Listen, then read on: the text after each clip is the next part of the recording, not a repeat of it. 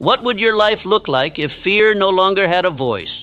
Not silenced for a moment, not managed, tamed, or negotiated with, but erased, gone, dead.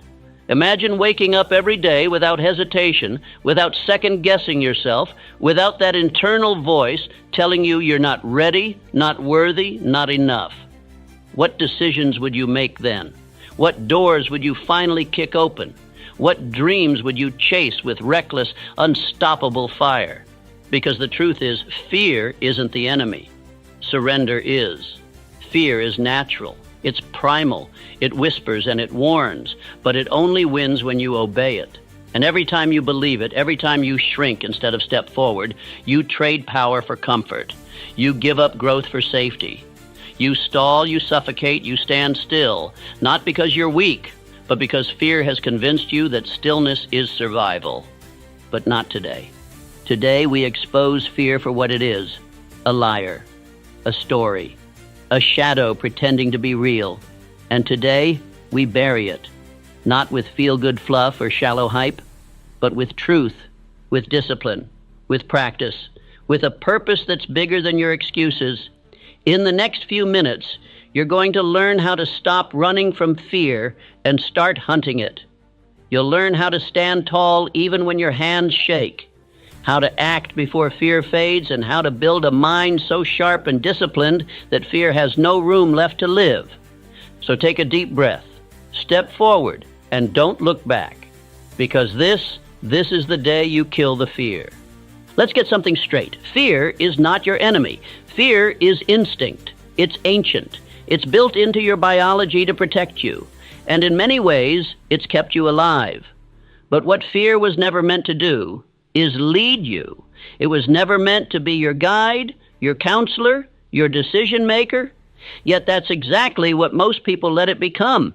They let fear steer the wheel. And then they wonder why their life feels like it's going in circles. You feel fear when you're about to do something unfamiliar, something risky, something that threatens your comfort or control. That's not weakness. That's your brain doing what it's been wired to do. But here's the truth most never hear. Fear itself isn't what stops you. Inaction is. The real enemy isn't the fear you feel. It's the pause you take because of it. It's the opportunity you don't chase. The silence you choose instead of speaking up. The dream you shelve for some other time.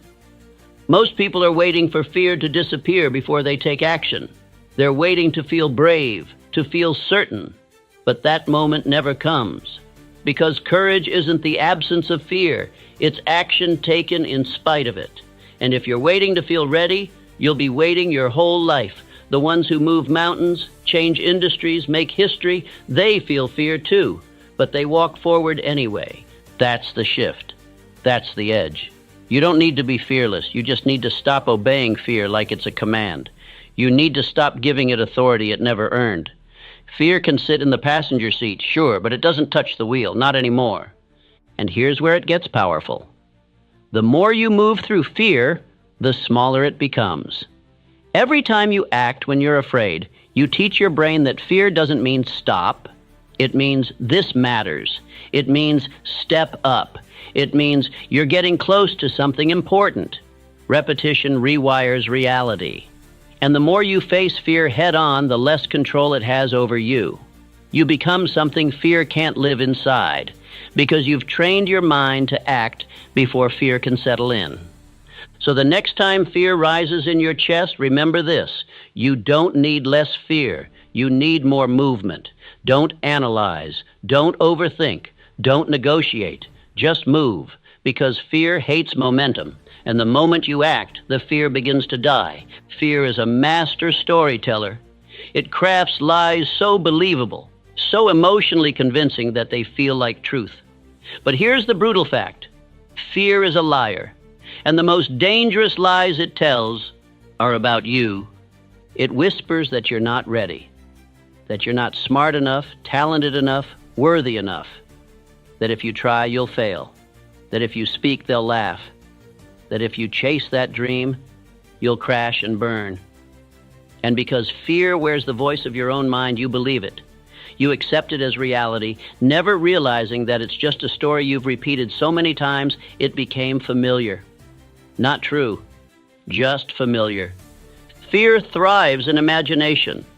It takes a moment of uncertainty and builds a movie around it. You don't just worry about a difficult conversation. You see it go horribly wrong. You don't just hesitate to try something new. You see yourself failing publicly and permanently. You don't just fear rejection. You imagine humiliation, abandonment, and proof that you never had what it takes in the first place. And that's how fear wins, not with truth, but with repetition. The more you rehearse the worst-case scenario in your mind, the more your nervous system believes it's real. And when your brain believes the threat is real, it floods your body with signals to retreat. Heart racing, breath shallow, muscles tense. Suddenly, you're not living in the present. You're imprisoned in a future that hasn't even happened. And in that state, even the smallest step forward feels impossible. But here's the breakthrough. If fear is built by repetition, so is confidence. If fear is a story, you can tell a better one. One where you speak and you're heard. One where you leap and you land. One where you fail and rise anyway. Because the truth is, the mind can't tell the difference between imagination and memory. If you can visualize defeat, you can visualize victory. If you can rehearse disaster, you can also rehearse domination. This is the battlefield. Not out there, but in here. And the moment you stop accepting fear's script and start rewriting it, you take back control. You don't have to feel brave to act brave. You don't have to feel certain to move forward. You just have to stop giving fear the mic, because the voice in your head is powerful, but it doesn't always tell the truth. And the biggest lie it tells is that fear is your limit. It's not. It's your signal. It's the flag that says you're standing at the edge of your growth. And what happens next? That's up to you. Fear grows in the dark, in silence, in avoidance. The more you run from it, the bigger it gets. The more you try to outthink it, the louder it becomes. Because fear doesn't shrink with time. It shrinks with exposure. And this is where most people get it wrong. They wait for courage to arrive before they take the leap. They wait for the fear to fade before they take the first step. But courage doesn't come before action. It comes because of action. Imagine standing at the edge of a freezing pool. You can dip your toe in, walk away, come back tomorrow, overthink it again, and still feel cold just looking at it. Or you can jump in. Shock your system. Let your body adapt, and in a few seconds you're no longer afraid. Why? Because you've experienced what your mind exaggerated. That's exposure. It's not about being fearless. It's about being willing. Willing to feel the fear and still step forward. Willing to look uncertainty in the eye and say, you're not the end. You're the beginning. This is how you kill fear. Not with avoidance, but with exposure.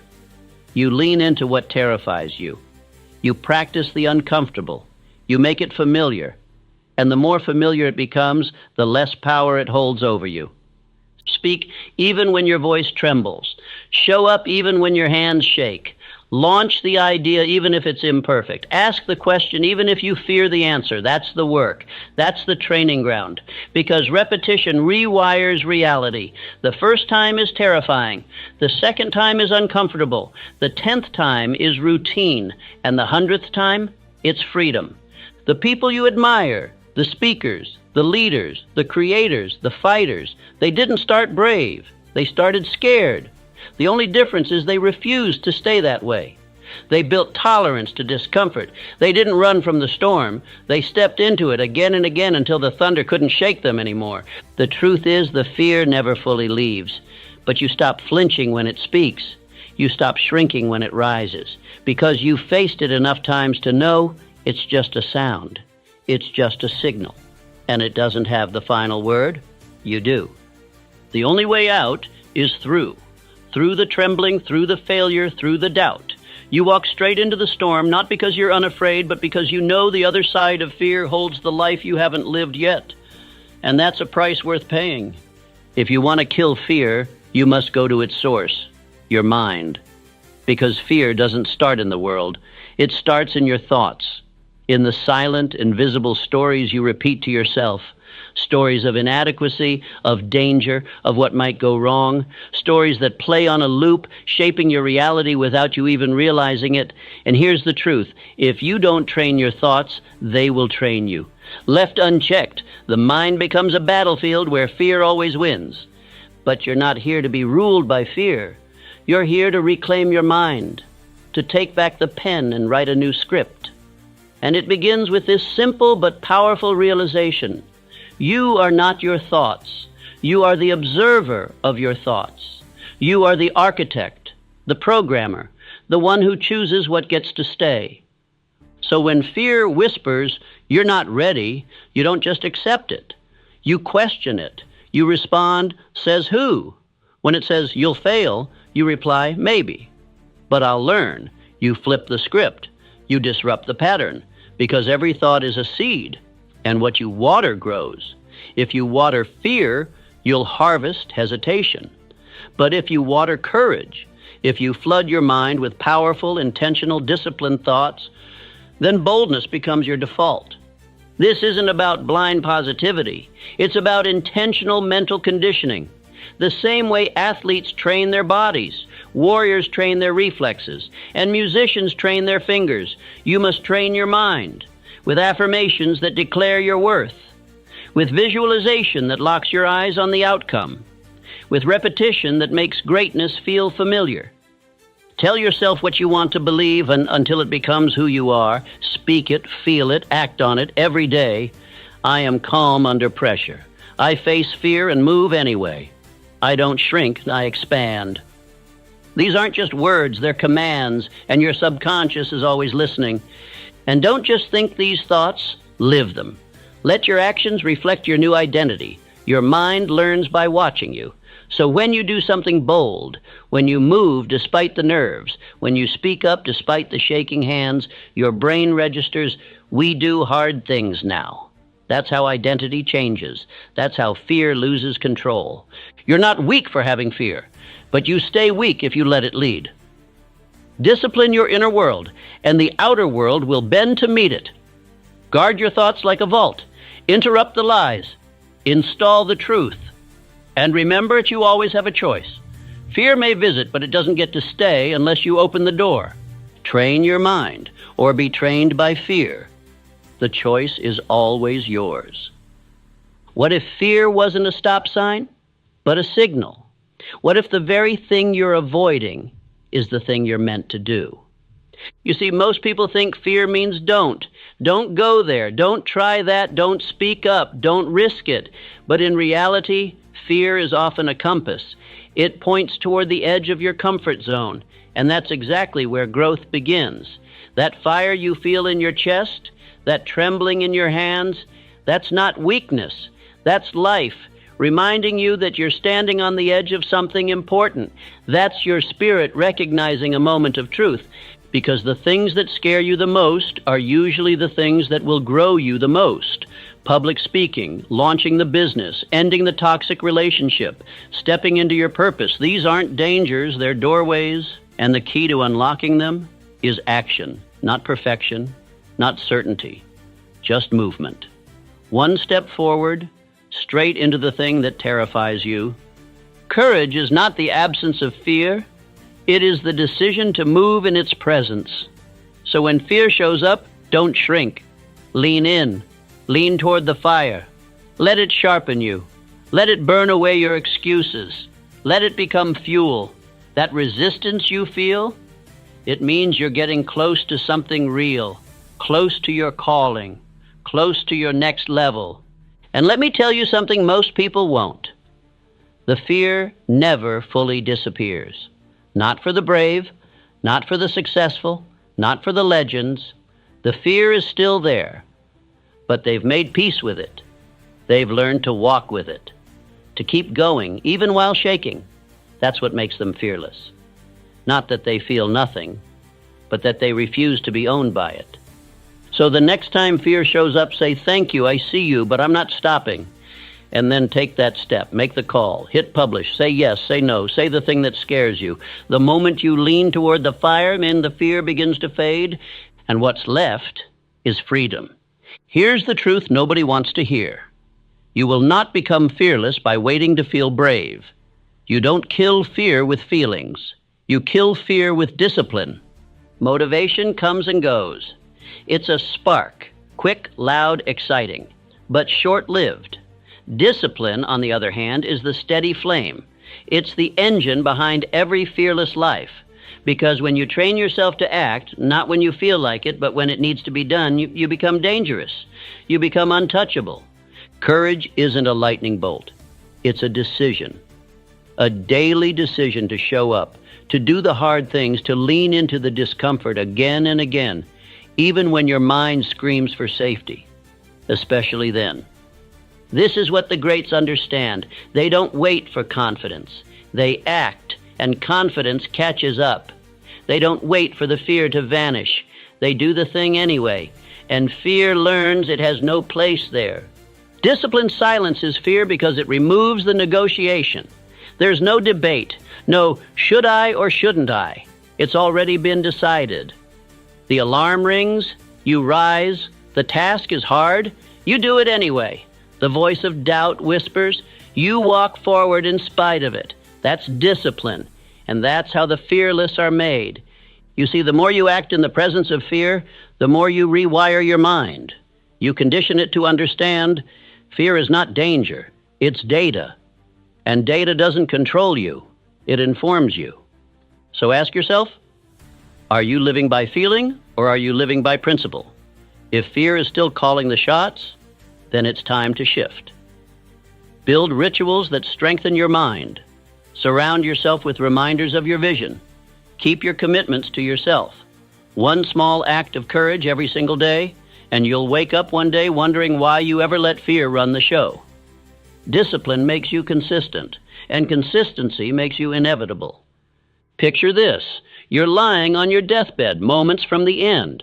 Around you are not just memories, but the ghosts of every dream you didn't pursue, every risk you never took, every version of you that could have existed. And they look at you with one question.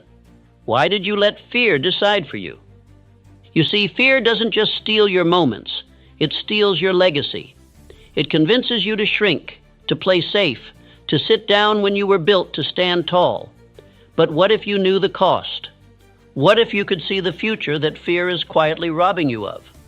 Because that's the thing. Most people don't realize they're choosing fear. They think they're choosing comfort, safety, familiarity.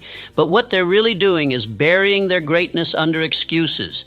They're trading impact for ease, legacy for security. Let me be clear. No one remembers the man who stayed silent. No one builds statues for the woman who avoided failure.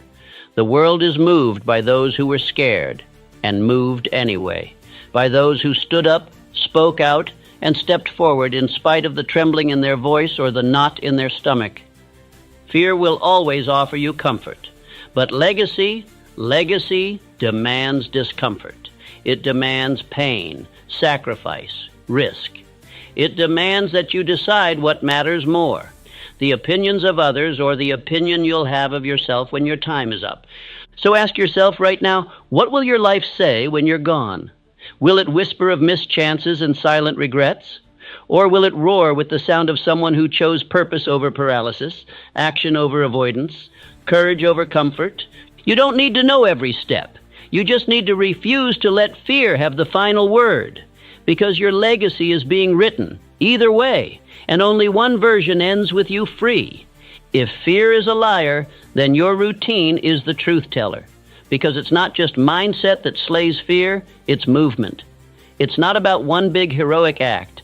It's about the habits that turn courage into your natural state. The fearless aren't born brave. They're forged by discipline. And every day they perform small rituals that suffocate fear before it has a chance to speak. Start here. Each morning, do something uncomfortable. Not huge, not reckless, just something that makes your heart beat a little faster. Cold shower, honest conversation, a hard phone call.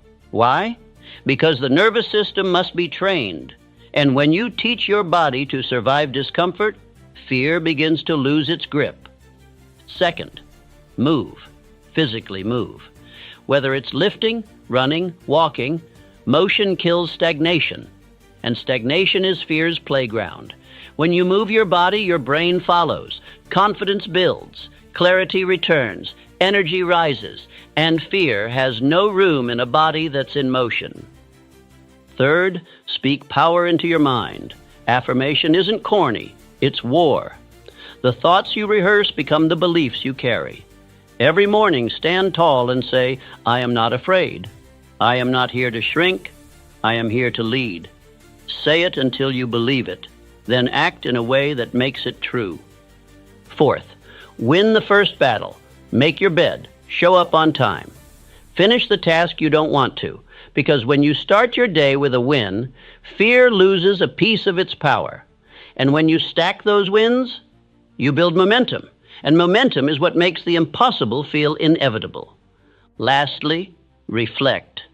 Each night, ask yourself, where did fear whisper today? And where did I push back? This is how you refine. This is how you get sharper. You become unshakable, not by avoiding fear, but by facing it again and again and until it breaks before you do. The fearless life is not an accident. It is crafted with intention, with repetition, with ruthless self-respect. If you want to kill fear, don't wait to feel brave. Train it, build it, practice it, one bold action at a time. Today, we don't just talk about fear, we lay it to rest. Because the truth is, fear dies when you stop feeding it, when you stop bowing to it, when you realize it has no real authority, only the power you've given it. And from this moment on, you take that power back. No more waiting, no more hesitation, no more shrinking to fit the comfort of others or the lies of your past. You were not born to live small. You were not designed to tiptoe through life avoiding danger. You were built to walk through fire and come out forged. So this is the moment. Not tomorrow, not when you feel ready. Now you bury the fear. You silence the doubt. You take the first step, and then another, until you no longer remember what it felt like to be ruled by hesitation. And when fear shows its face again, as it always will, you will smile.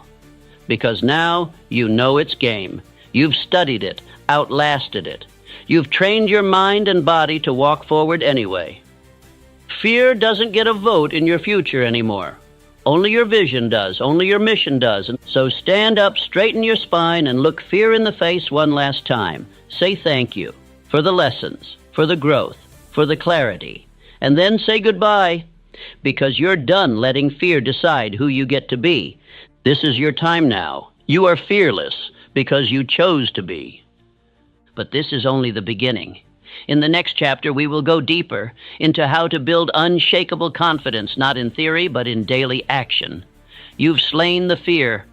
Now it's time to build the warrior. So subscribe now, because fear may be behind you, but your future, it's just getting started. Your other self, the one who never hesitates, never retreats, is waiting.